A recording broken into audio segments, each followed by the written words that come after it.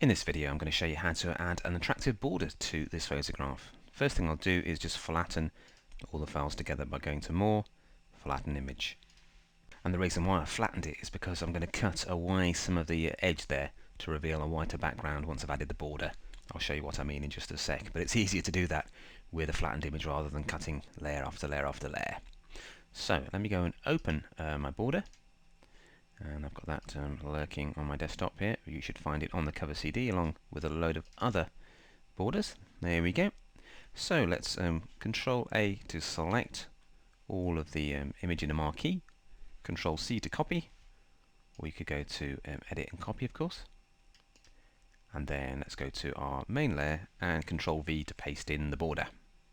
At the moment the white there is obviously not what we want to see, so let's just go to Darken, which will get rid of the brightest parts and just reveal the border. Now the border is obviously in the wrong ratio for our image, so we can transform it by going to Control T to get the transform tool.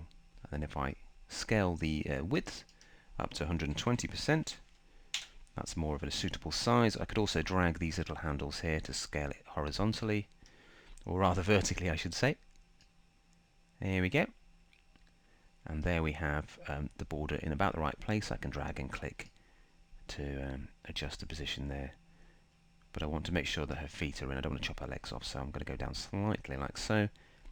Click the tick, and there's the border applied. And now what we'll do is select the rectangular marquee and just draw inside the border there, because we just want to lose the edge of the frame so we can see a white background at the very, very edge.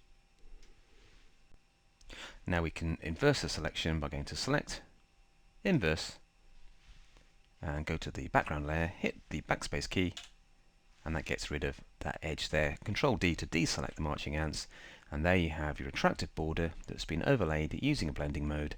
We've trimmed the background, scaled the border, and you can do that with any photograph at all using any different style of border.